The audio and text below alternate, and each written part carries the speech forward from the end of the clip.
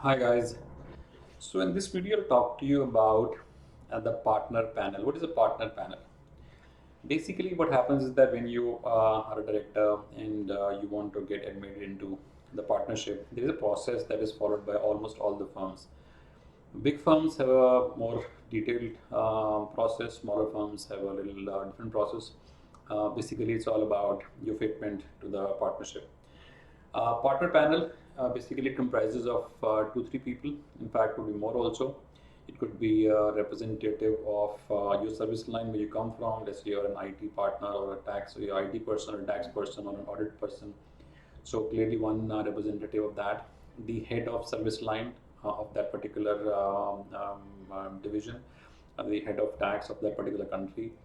There could be a couple of people from other service lines, and there could be one external person who could be there. There could be many people. Basically, the idea is to have a overall perspective about the individual, and so it's a pretty fair process to bring in fairness to get a wider perspective, not having a biased view about a particular candidate. Because if you have worked with a candidate for about 10 years, 15 years, you get a sense that okay, this is what he or she's good at. You tend to have a biased view, but to get this overall view, the panel is formed. Clearly, your reporting partner is not one of them. He is your sponsor partner, most likely, or could be someone else. So there's a concept of sponsoring partner where your case is sponsored by somebody to say this person we want the panel to evaluate whether he or she is fit to be admitted into the partnership. Typical experience would be around 10 years. Somebody who's worked for 10 years is considered eligible. Typically, if you're very smart, you're really good, yeah, within 8 years you can get a partner panel call. But yeah, I think you get to know when you're getting called and when you're going to get admitted. So partner clearly is the most important position in the firm. You have the authority to bind the firm because you have the signing powers with the contracts. Nobody reviews your contract that you're signing. There is some process that is put in place. So in this video, I'll talk to you about what are the things that they look at in before admitting a particular person.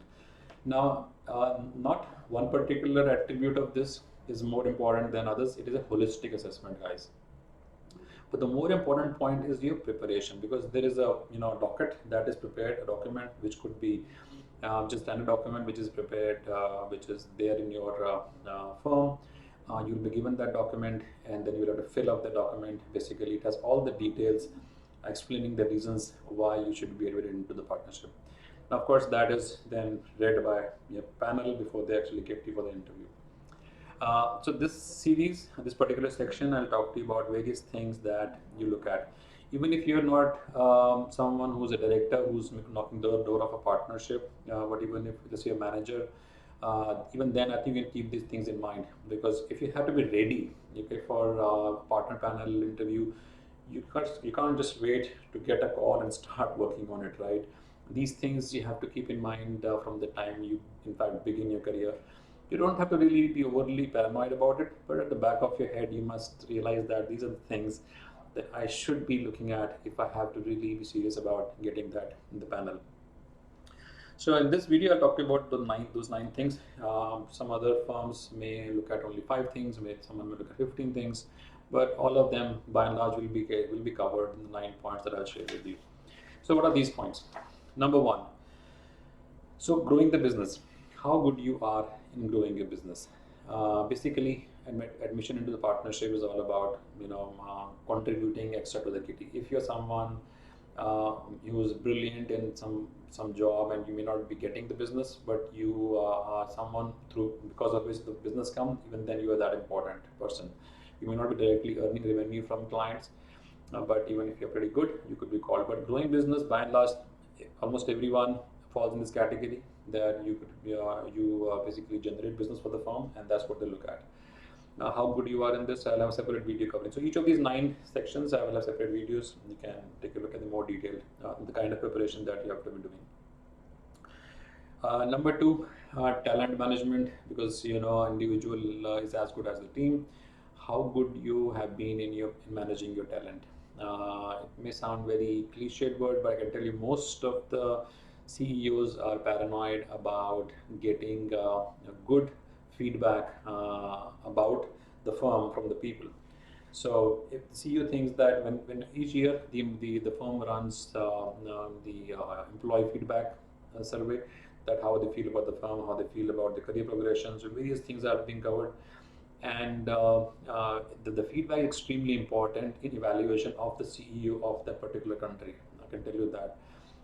So if the overall sort of say collective feeling of the employees are not all that great, the CEO of the firm is pulled up, and if it is good, then CEO gets a pat on the back. So it is in CEO's interest to make sure that the person whom they are looking at, who is being admitted into the partnership, is really able to manage his team very well or her team very well.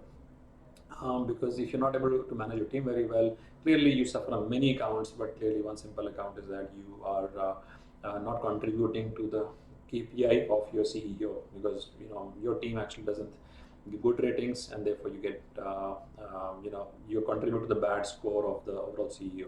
Anyways, we will talk about that. What exactly do they look at in talent management and evaluate you as to how good you are. Number three, risk quotient, admitting you into the partnership. How risky will it be? How non-risky will it be? Because you will have the power to sign things. And what is your risk assessment quotient? How risky you are. That's a very important part of this assessment. Brand ambassador, because you carry the card of a partner. People see you as that particular firm, coming and talking to them, because they know that you have the power to bind the firm. So whatever you say, they actually is seen as the word of that particular firm. And are you somebody who walks and talks the language that are the values with which the firm stands by? So brand ambassador. So basically, obviously, you talk technical things, you service clients on business problems, but eventually it is the so to say the brand of the firm that you have to carry. So how good you are in doing that. Team player, a very important thing, because once you are admitted into the partnership, by and large, yeah, initial couple of years you're not necessarily given a lot of freedom to do sort of contribute to the firm's overall plans. You basically do the work with more authority. That's the fundamental difference. But eventually you'll be assessed in terms of a team player, how good you are in acting as a team player. Because once you become a leader, you can possibly act in a way which could be not conducive from a team perspective. Because if you're a partner and you're seen as not acting as a team player, it leaves a very bad impression on the rest of the people. So how good you are as a team player, extremely important. Handling tough situations, how have you handled a tough situation? It tests your tenacity, how have you been able to come out of it. So they actually look at that.